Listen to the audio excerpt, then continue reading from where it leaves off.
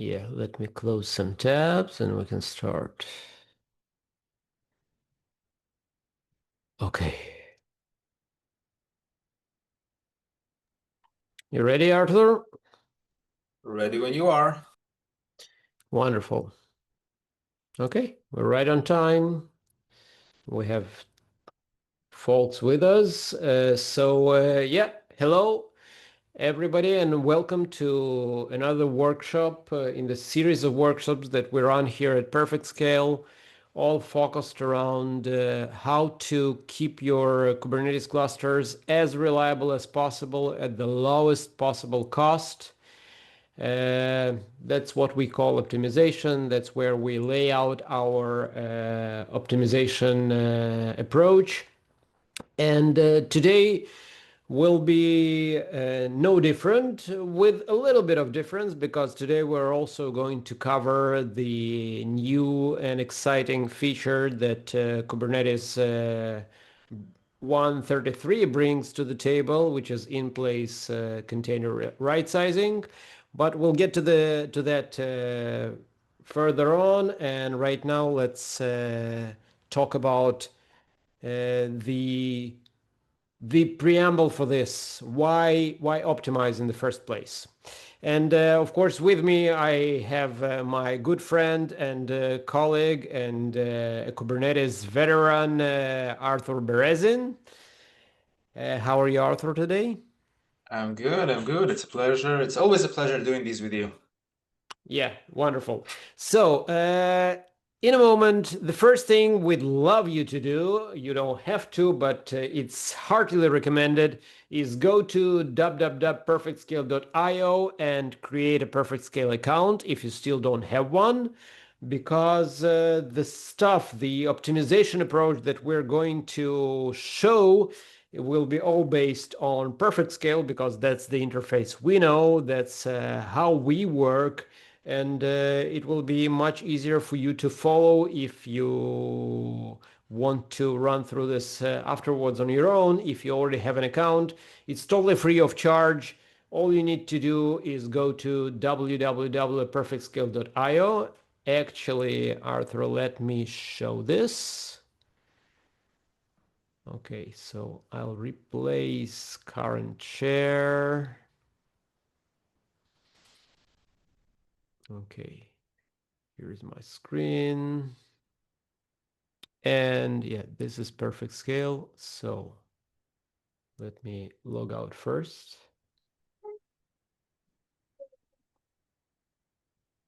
Probably, or no, actually I don't have to log out.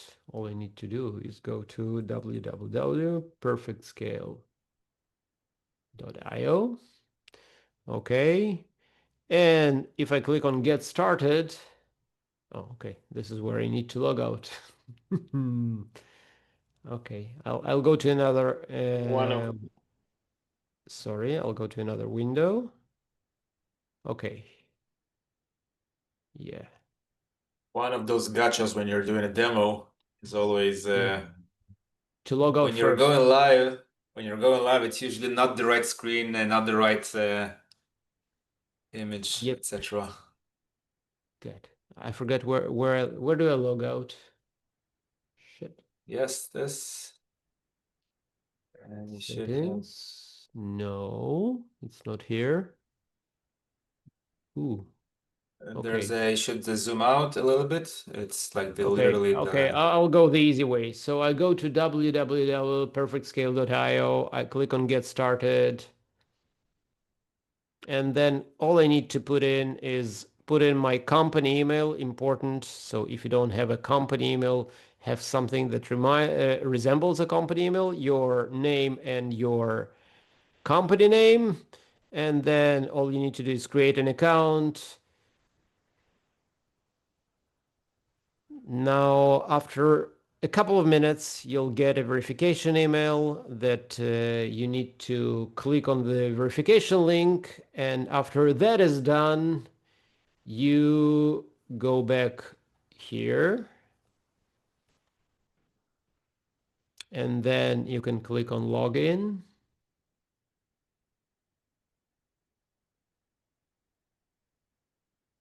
No, sorry. Okay. And you assign it to PerfectScale. And this is the screen you get. And now you can connect a cluster, which basically comes down to coming here, giving your cluster a name. Let's say we call it demo, choosing the optimization policy, with balanced being the default optimization policy. And that's where we recommend to start, because this is the option that provides you the best balance of reliability versus cost. Then you click on generate secret.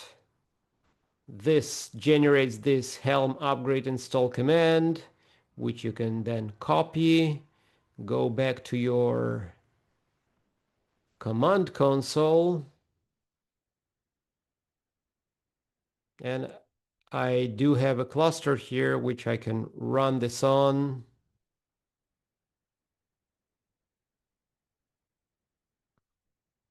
Run the command. Thank you for installing PerfectScale by Doit. And if I now go back to PerfectScale, I already see the cluster added here. Of course, it will take us a few minutes until we see the results, but should be pretty quick. We can already see the cluster connected. Still not a lot of data streamed, and we recommend to wait at least a couple of days, better around a week, to actually get optimization recommendations, but more on that later. And now back to you, Arthur. Please let us know, why do we need this in the first place? Why optimize? Amazing. Yeah. So actually, this gives you an opportunity to sign up and gives you some time to use the other tab to sign up to the PerfectScale account and get registered and add a test clusters, as you all probably have under your hands, a test cluster you can add to PerfectScale to check things out while we are presenting here. Yep, and this can be any cluster. You can even connect a, I don't know, a Minikube cluster running on your own laptop. Of course, that won't give you any actual cost information, but definitely possible and doable. And the one thing to remember, this is totally free of charge. If you like our recommendations and you want to enable automation, then talk to us and we'll walk you through that. Amazing. So while you are registering and adding your clusters, we are obviously in the context of optimizing Kubernetes and optimizing Kubernetes workloads in order to basically reduce costs in a responsible manner. So PerfectScale exists for quite a long time now, I think for quite a few years now. And we've definitely seen quite a lot of accounts being managed under PerfectScale. And the interesting part, once you see like a lot of accounts, you basically start to recognize these patterns of typical clusters that you usually see. So we normally see there's quite a lot of waste in most clusters that are being added to PerfectScale, and like the average on the average type of cluster that you would that we would see normally has around 50% of wasted resources. And what do we exactly mean by wasted resources? Basically, when you start looking to optimizing your Kubernetes clusters, you pay for the nodes that are being allocated, but these nodes are essentially being allocated in order to run workloads. So you would probably need to also optimize not just the number of nodes, but also the size of the workloads that run on these nodes. So essentially, when we're talking about optimization, we should talk about optimizing the workloads themselves, and hence the cluster autoscaler, Carpenter, whatever mechanisms that you have underneath the hood of Kubernetes should react to the size of the actual workloads in order to reduce the number of nodes and reduce essentially your cloud bill. And one interesting part around the cluster and Kubernetes optimization is optimizing clusters that also have GPUs in them. Obviously, we are all in this AI hype cycle right now, and most of us, or many of us, are running AI-related workloads on our Kubernetes clusters, either for testing or even some in production, which we are also already starting to see in scale, actually. And the interesting part there is that GPUs and GPU-related infrastructure normally accounts for about 70% of GPU-based hosts. Meaning, if you're under-optimizing your GPU workloads, you're essentially having a huge waste in your cluster, and this is why it's very critical to optimize GPU-related workloads. Again, not to waste this large waste in your cluster. That is to say, your AI experiments are costing you a lot, and it's better to optimize earlier than later. Yes. So again, we're talking about optimization. Of course, like if you want to reduce the cost altogether, we would shut down the cluster, but we're running some critical workloads, hence my t-shirt, mind the loop crash. We want to be doing responsible cluster right sizing. And what's interesting is that even that we right size the clusters and add resources, even the clusters that are not right sized, we still see a lot of resiliency issues in those clusters. Right? Again, in Kubernetes, every single workload has an SLA of its own, and the resources given to a specific workload definitely impact the costs on the overall environment, but also impact the resiliency of the specific application. Right? So essentially, you want to do right sizing per application or per workload that you have running in your clusters. And again, like typically, as I mentioned earlier, what we experience is that about half of the clusters are producing a huge amount of waste.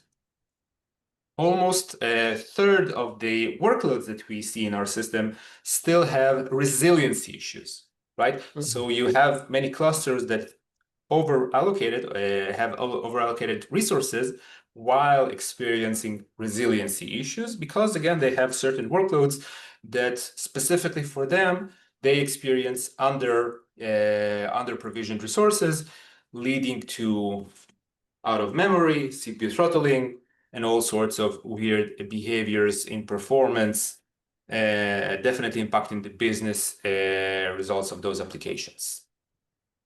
So it's not enough to just reduce the waste and give the container just enough so that they can survive.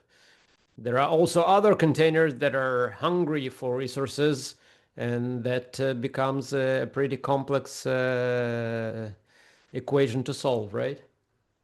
Yes, definitely is. So as I mentioned earlier, we should look into those clusters, should look into those workloads. We should definitely look into the experience, into the configuration of the cluster autoscaler that should react and optimize the size of the cluster. And we normally do this practice once a month, once a quarter. And this is a very manual process of taking a look into the cluster, taking a snapshot of what's happening there, looking at the specific applications, understanding their SLAs, understanding which applications have many out of memories, which of them are constantly evicting, etc. Having this little planning phase where we understand what to do with each and every scenario. Should we increase the size? Should we decrease the size? Do we have many underutilized resources, etc.? Execute the plan. Again, like now we have a bunch of things that we want to apply to these clusters, reducing the sizes, increase the size, changing the configuration, adding HPA, for example. So we have many action items that we should take into action and execute upon from the planning phase, and then verify that we are actually reducing the costs while increasing the SLA. And again, like the typical cycle for this lasts at least a month, but normally what we experience customers who don't have an automated system to do that, usually this cycle lasts about a quarter. And again, it's a very intensive process that normally it's challenging to execute upon. Yeah, definitely. And something I wanted to say, first of all, you probably noticed we're running those polls. And the question we have up right now is how often do you optimize? Well, I think the question should have been how often would you like to optimize? And for me, the answer would be once and never because it's boring, it's time consuming, why can't this thing optimize itself, right?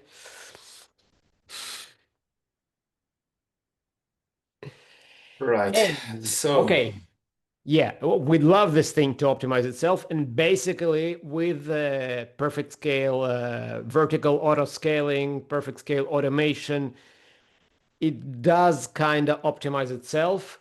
But there used to be some barriers to that because we at PerfectScale are very much focused on reliability. We do realize that most folks, most of you, don't optimize, don't reduce waste because there is always that fear that if I reduce the resource allocations, too many of my containers will be left under provisioned, and then that will lead to reliability issues that Arthur already mentioned here. Out of memory kills, CPU throttling, all kind of weird failures. One container fails and then its dependencies fail, a situation nobody wants to be in, right? So we're very focused on reliability. And even our automation up until now, when we needed to resize automatically, we always made sure to be very careful about this. That's why in PerfectScale we do support stuff like maintenance windows.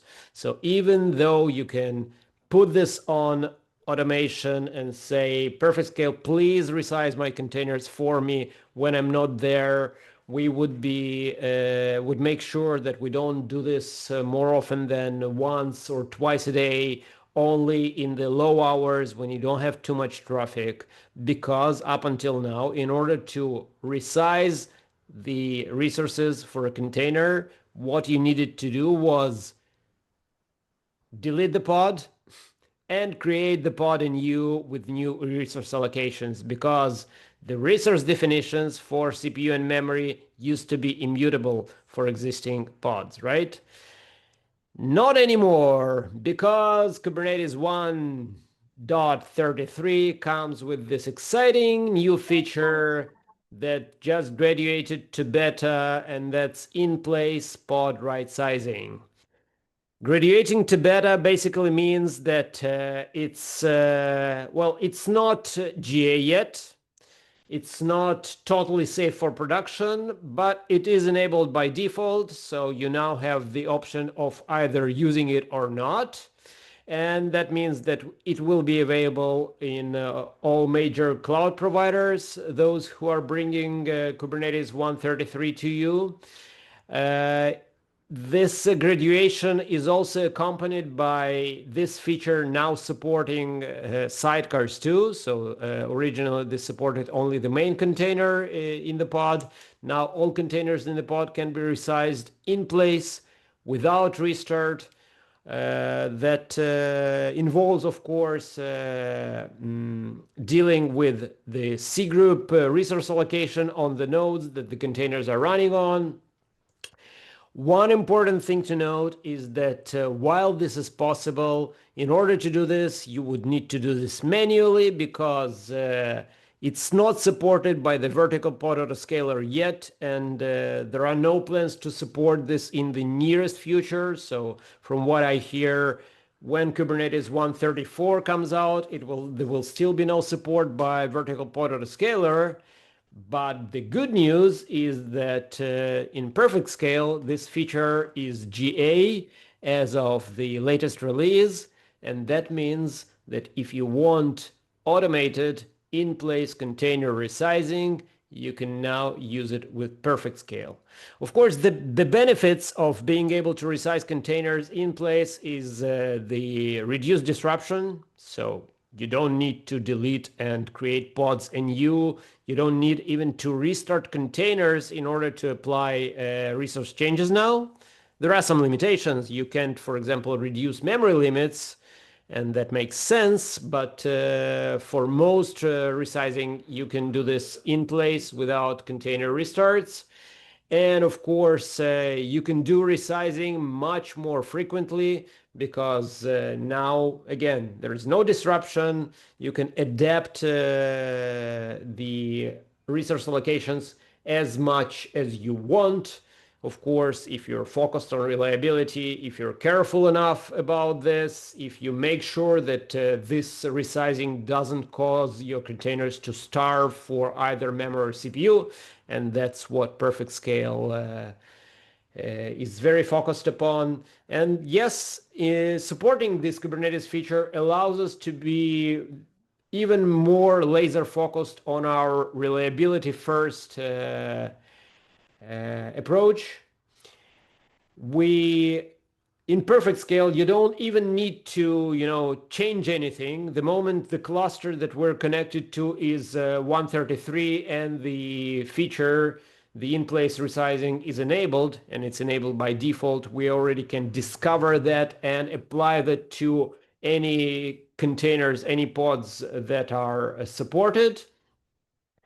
This allows us to provide much better support, for example, for Java pods and Java containers, because Java containers are known for having those init spikes. And basically, not only Java, but any container that has some heavy data loading in the beginning, they are prone to having these CPU spikes in the beginning. So where previously we needed to, wait for that init, and sometimes we needed to um well, the thing is, yeah, one thing to understand.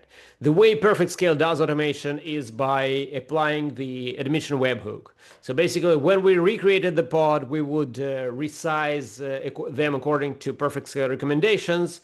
Now, with the in-place resizing, what we can do is not resize them on pod creation, because the pod creation can go unchanged, and then do the resizing after the pod has been created with the in-place resizing.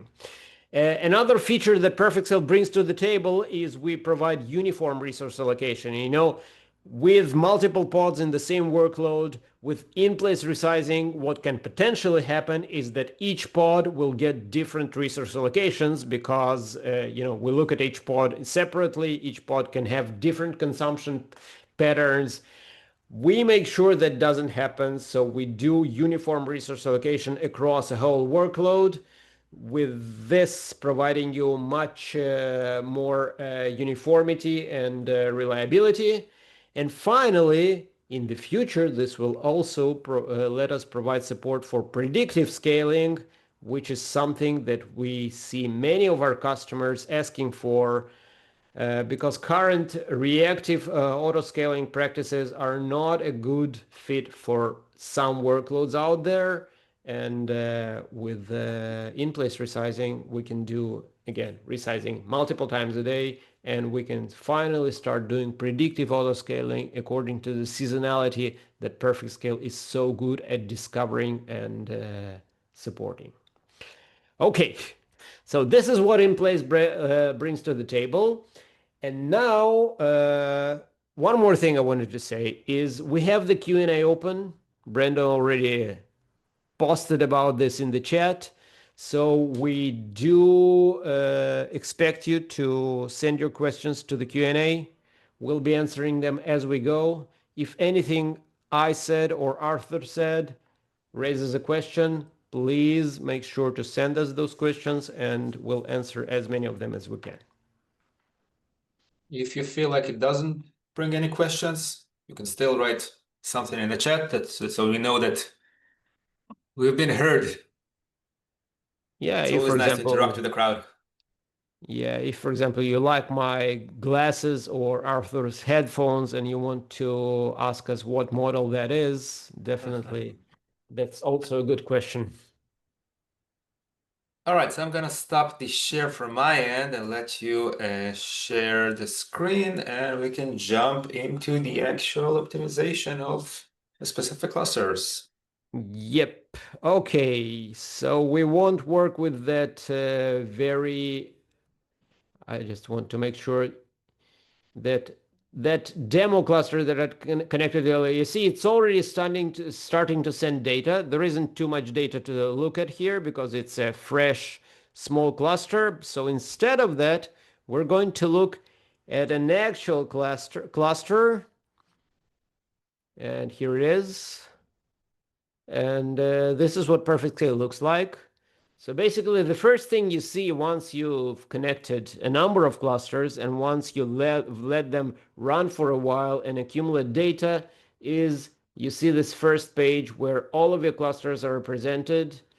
Right off the bat, you're getting the total cost for the last 30 days for your whole environment and our evaluation of the recommended costs. So basically, we're saying for these clusters here, you're paying $7,606 each month, while we think you should have been paying 2.5 grand less. Okay.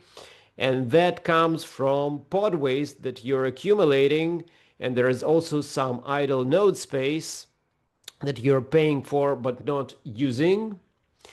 But the first thing we want you to notice is that while your environment is over provisioned, it also has enough risk so that you probably should take care of the risk first.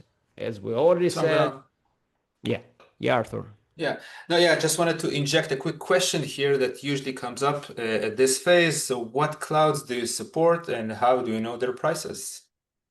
Right. So you can see here that we do support all of the major cloud providers. There are clusters from AWS, Google, and Microsoft here.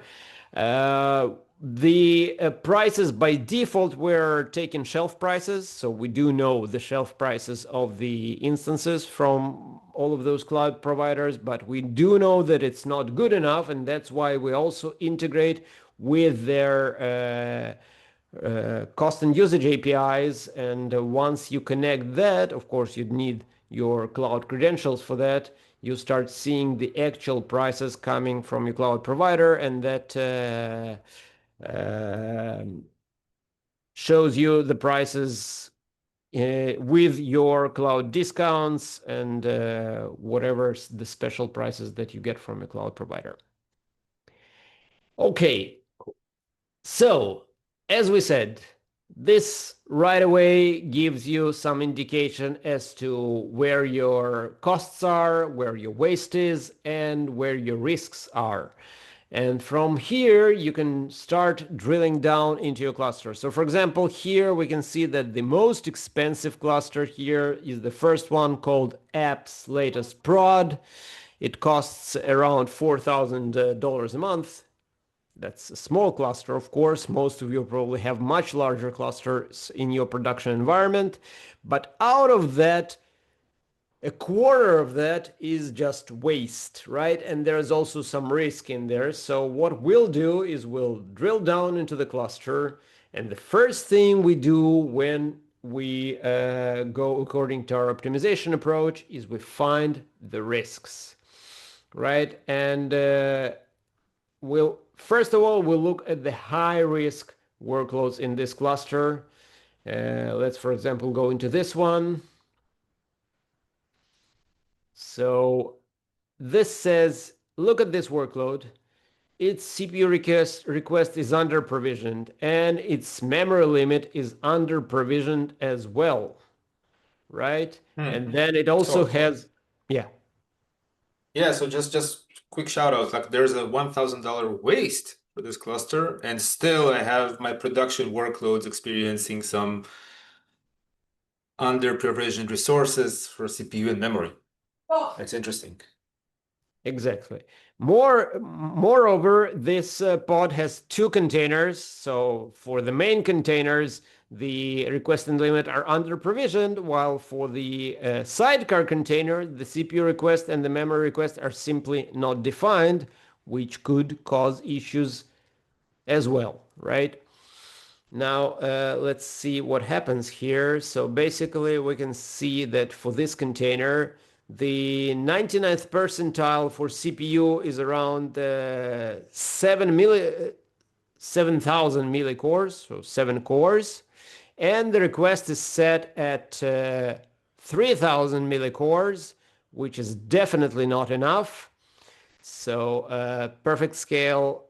Oh and recently we've also seen much higher spikes with the 99.9 percentile going as high as 17,000 millicores, and that's why PerfectScale says if you want this container to continue operating reliably, definitely pull up the CPU requests to this value, right? And of course, with that CPU spike also comes a memory spike. They usually come together, and that means, yeah, well, this is one hungry container. So a Okay. question. So if this is a production workload or a development workload, is there a way to control the recommendations, or like how aggressive should the recommendation be? Yeah, definitely. So as you remember, when we when we connected our first cluster, or at least I showed you how to connect the first cluster, you could choose the optimization policy, and we chose balance there. Now, this defines the optimization policy per cluster as a whole. If you want further to make this more granular and define this per workload, then definitely you can do that. So for example, for this workload, the optimization policy is still balanced. We can opt to say, I don't think this is a critical workload.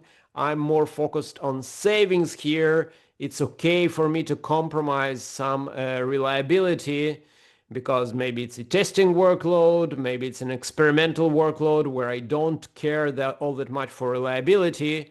And then I can go to max savings, and that will change the current recommendations. Basically, right now, what the system does is recalculating the recommendations, getting them lower, so we don't have to pay all that money for reliability that's not needed.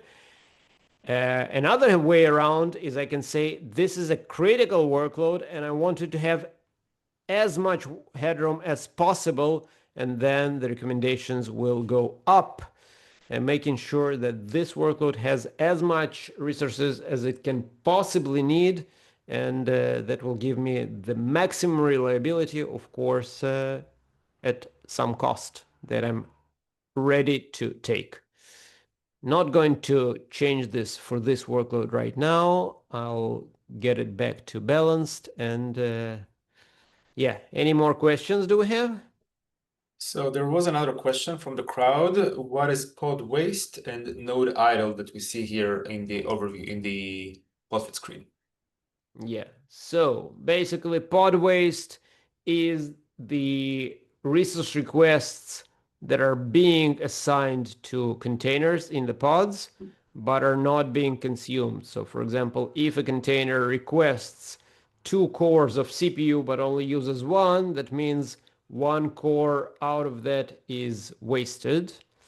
The same with memory, right? If a container requests a gigabyte of memory but only uses 200 megabytes of memory, that means, at its 95th percentile, right? That means that the rest, so 800 megabytes of memory, is wasted. That's pod waste. Whatever is requested but not consumed even at highest consumption levels. With node idle, the idle capacity is that means that you are provisioning nodes for your cluster, you're filling them up with pods, but some of that node space is not getting filled.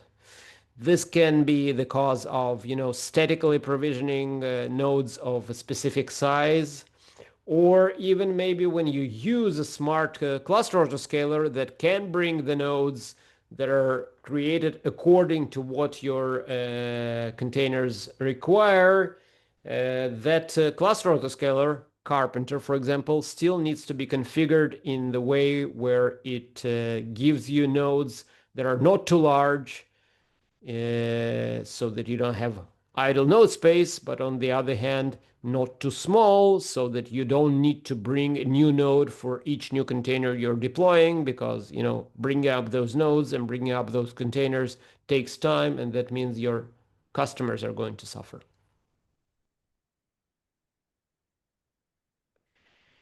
Okay. So, just to remind us all where we are at. So we started with our optimization approach. We said, first thing first, let's take care of the risk. So taking care of the risk means sorting our pods according to the risk, looking at our risky workloads, making sure that all of our workloads that are hungry for resources, that are getting throttled or getting out of memory killed, we update their requests and limits to make sure they don't suffer from those risks anymore. Now, after we've done that, we can start looking at cost. And PerfectScale allows you to quickly and easily sort your workloads according to how much they cost, but more importantly, according to how much they're wasting. So if we look at this one here, for example, we can see that it's accumulating a lot of waste. This pod has wasted $200 in the last month. And if we have dozens of those, that all accumulates to thousands of dollars. So let's see what's happening here. So basically we can see that this pod here at its 99.9 percentile is using close to 9 cores of CPU, 7,914 millicores of CPU.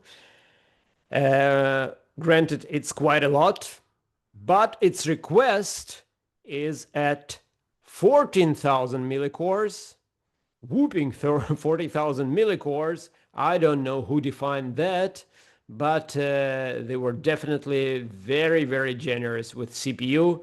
And of course, PerfectScale looks at this and says, even though your 99.9th percentile is around, I don't know, 7, 8 cores of CPU, but your 95th percentile is basically, even at its highest, is closer to around 2 cores. And that means for a balanced experience here, it's okay to pull the request down to 3,338 millicores of CPU. This will give you totally reliable execution while definitely saving you a lot of money. And same thing happens with memory here. So yeah, we can see the request is very high, 56 megabytes of, 56 gigabytes of memory, while the actual consumption is significantly lower than that. And yeah, hence we're saying it's okay to pull the limit up, but the request should be taken significantly lower. I don't quite know why the request is still quite high here, but this can be because there is some data here that we're missing in the graph. Okay, and let's see. Okay, this says under provision memory limit on the ClickHouse pod. Interesting. Okay, need to look in this further, but back to our optimization framework. So we said the first thing we do, we take care of risk. We make sure all of the workloads are operating reliably. Once we've taken care of the risk, now we have the peace of mind to start optimizing for cost. And that means starting with the most wasteful workloads and start trimming the fat off those start optimizing them for cost and seeing the waste go down. Do we have any more questions? Yeah, so maybe talk a bit about how do we get the recommendations and talk a little bit about can we automate these recommendations? Yeah, okay. The recommendations. Okay. I see your kids are not very interested in what we do right now. But you can Uh, proceed. well, luckily my kids are all grown and not with me. So yeah. How do we get those recommendations? Basically, what PerfectScale does is with every PerfectScale installation, we bring with us a very small instance of kube state metrics, and we start monitoring the actual consumption and utilization of your Kubernetes workloads. We monitor that from the moment we get connected to the cluster, and we take into account the seasonality that you can see in those graphs. And one thing you can also do is go to the trends tab here for every cluster we're looking at. For example, this apps latest prod, and you can say, I want to see the seasonality of the cost per each of my workloads. I want to see how it's been changing day by day per workload in that cluster, and that gives me all of the data for each one of my workloads in that cluster, and I can see how it's been changing. And the recommendations are based upon the data that you've seen in the graphs. So we're measuring the 95th percentile, for memory, we're measuring the 99.9th percentile for CPU. And this data can be seen here. By the way, if you're interested to see additional data, then definitely you can choose to input something else here. So you can say, I want to see the 80th percentile here, and then that's what you're going to see. So we do allow you to apply your own measures here, but our algorithms are based on monitoring these important data points, and then we process this and we come up with recommendations that provide you the best reliability to performance to cost relationship, and that's what we recommend. Now, how do you So apply this? essentially, yes, go ahead. Yeah, how do you apply this? Okay, so you got the recommendations. Okay, one thing you can do is go to this button down here and say view recommendations YAML, copy this YAML, put this in the YAML in your deployment spec, and Or in your Argo, something that would react to yeah, in Argo if you your have a Argo, CI/CD or a GitOps kind of in your a GitOps setup. repository or whatever, yeah, into the cluster you go, and then PerfectScale will see this and react accordingly, update the workload definitions.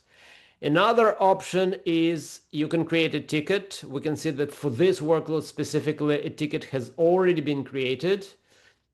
So if the ticket has been created, we can go to your Jira, for example, here and see that PerfectScale has discovered issues with this workload, and then this can be sent to whoever is responsible for this workload. This could be a developer, an ops person, etc.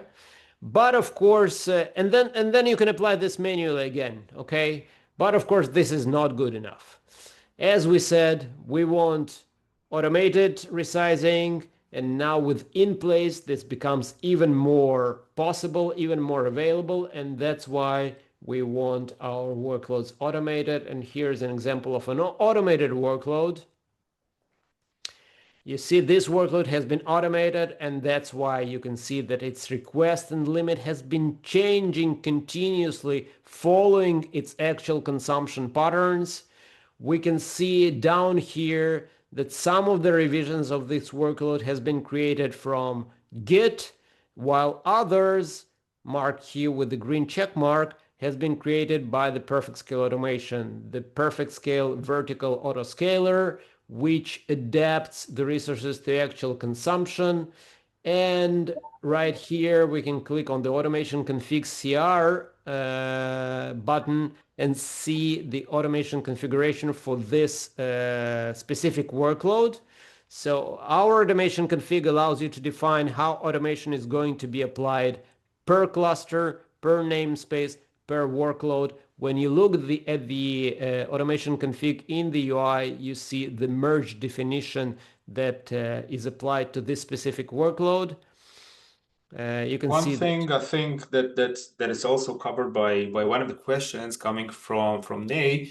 So essentially, you can set the watermarks, the upper and lower watermarks from where automation is acting. So you can set the lower boundary or upper boundary, and also the automation very quickly responds to resiliency issues.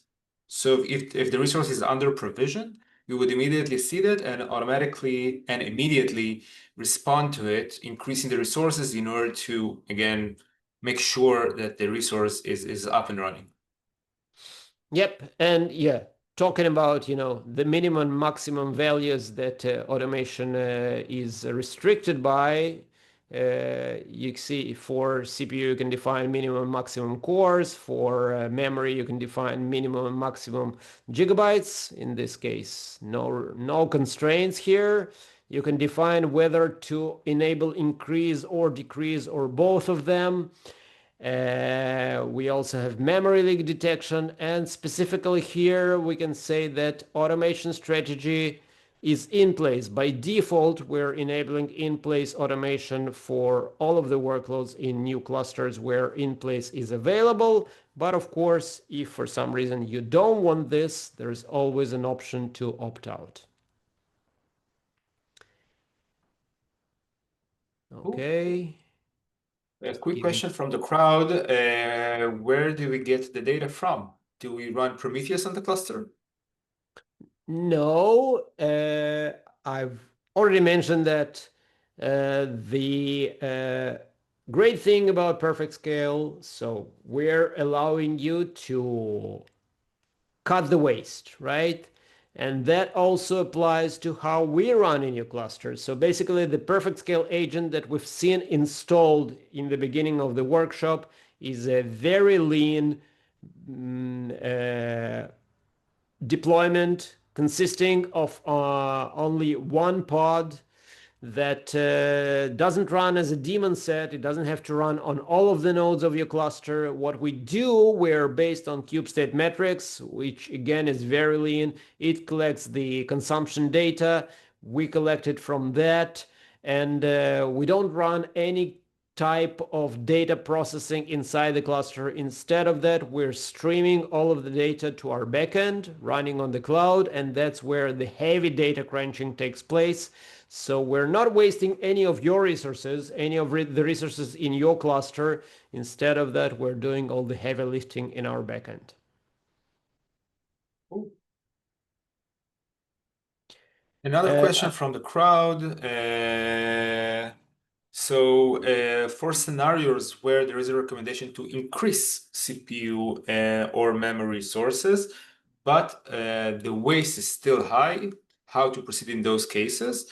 So the way the mechanism works is that we monitor the utilization, but also we monitor various unique scenarios which we can encounter based on the specific configuration for that specific workload. For example, you have limit quotas. For example, you might have VPA or HPA, for example, or HPA. For example, so you could have multiple scenarios that could encounter with that specific workload, and for that we have something we call indicators that you normally see in the risks section. So you might be needing, you might get a recommendation to increase resources because of a specific indicator, exactly what Anton is showing. So this just shows the level of severity, but you can see all the specific risks for the workload. And based on that, have a better understanding of why you see a certain recommendation. And if you're having issues for a specific workload, definitely reach out in our community or in our support. We definitely would be happy to look and help out, better understand what's happening in the specific workload.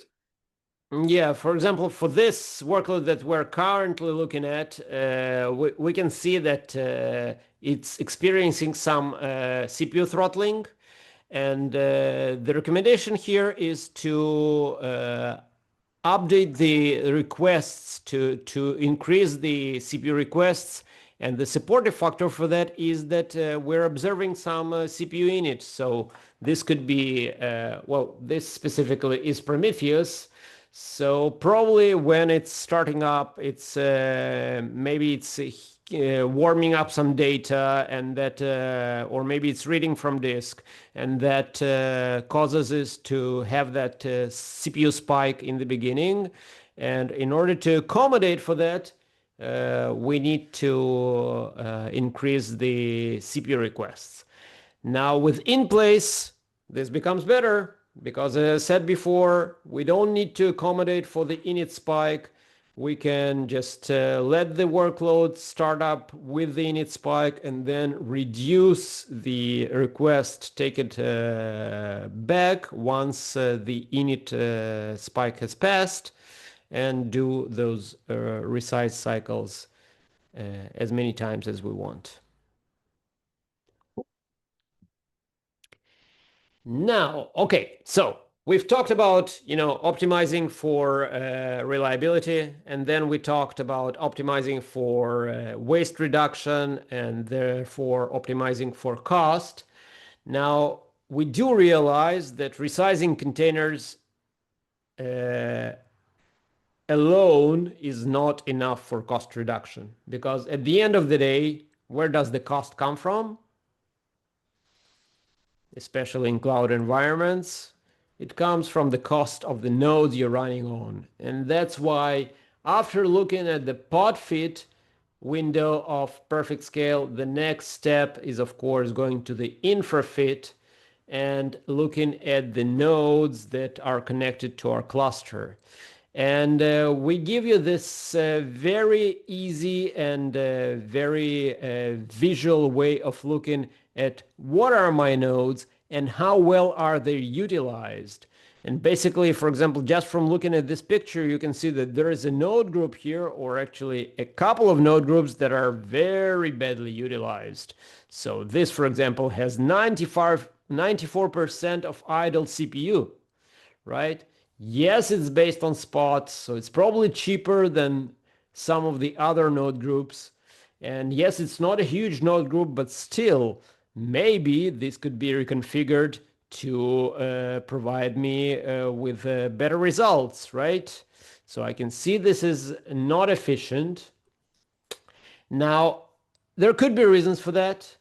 I'm supposing that maybe for this specific cluster, we won't get any node recommendations because this is running on AWS, and these are probably the nodes brought on by Carpenter.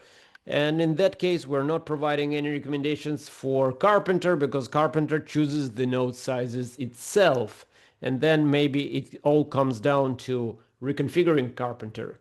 But if, for example, we go to another cluster that's running on GCP, and then we go to InfraFit, and we go to this node group here, for example, you can see that PerfectScale even, well, I don't think this is a good recommendation because it does suggest no replacement, but I don't see any change in the cost. Okay, let's look at another one. Okay, yeah, this is a better one. Okay, this suggests a node type replacement. Granted, not a huge change in cost, but still a couple of dollars cheaper than the nodes we're currently running on. If we grow this node group to, dozens of nodes, this becomes a more significant change. And of course, these are just playground examples. And in your own clusters, I'm sure you'll see examples of much more significant improvements that you can apply if you look at this. Okay, so that is node size improvement, node size optimization that can be done with the help of PerfectScale or without help of PerfectScale if you don't have PerfectScale, but then it will probably be a bit harder to do. Any more questions? I think we're good. And also with time perspective, I think Yeah, well, we need to wrap up. Okay, let's summarize what we covered here. So we talked about optimizing for reliability. And then after we're done with reliability and we have the peace of mind, we start optimizing for cost. We first of all reduce the pod waste. And once we're done with that, we make sure that our nodes are configured in an optimal way. Now, once we've done that and we applied our findings manually, we want to start automating and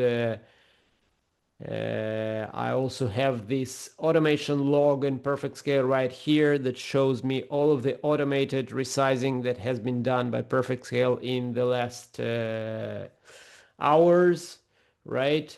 And we start enabling automation carefully and professionally, starting with the workloads we're less concerned about, and finally going to the workloads that are the riskiest ones. But once we learn to trust PerfectScale, we can definitely rely on it to continuously resize our workloads and keep the cluster optimized so we don't have to. Okay, once we've done all that, we go to the Trends tab, and that's where we can continuously watch our environments for their costs and for their reliability issues. So we can also see the risk here. Okay, and we can make sure that our optimization effort is keeping us on the right track, that we're still within the budget, be it the money budget or the risk budget, the reliability budget that we've defined for ourselves. And that's, of course, not less important, specifically if you're following the SRE practices as are used in the industry. And one more thing that PerfectScale also allows you is to send alerts for those risks that it's discovering. As I already said, when optimizing, focus on reliability first, and we're never losing that focus. So whenever we discover stuff like resource allocation is not set, observing restarts, out of memory kills, CPU throttling, PerfectScale can send alerts to you so that you can take action as fast as possible. Of course, once you've started automating, you get less and less alerts because PerfectScale can take care of this itself. Okay, and with that, I think I can stop sharing my screen. looks very promising, Anton. I will definitely start using it. Okay, do we have a couple? Okay. What about VPA, says Arun Kumar. Did we answer that one? I think What it about was VPA? one. Yeah. What about, yeah, exactly. What about VPA? I think this one was asked in the earlier stages before the actual demo, so I'm not really sure about the context here. But in general, as I said, the in-place resizing isn't supported by VPA yet, is supported by PerfectScale. So yes, PerfectScale does what VPA can do, but it does it in a much more reliable way. So VPA is known for disrupting workloads. VPA is known for assigning resource allocations that are not uh, supported by the nodes connected to the cluster, because VPA has no notion of nodes, while PerfectScale, as you've seen with its infrafit feature, does know about the nodes. So yes, we're definitely doing it in a much more reliable way. And there's a question from Malikarjun about in-place resizing handled gracefully in tools like Argo City. I mean, does Argo City understand this change and not move application to out of sync status? Okay, yeah, there's one thing to note here. So basically, the way PerfectScale does resource allocation updates is by modifying not the workload that manages the pods. So for example, not the deployment, not the daemon set, but by updating the pods themselves.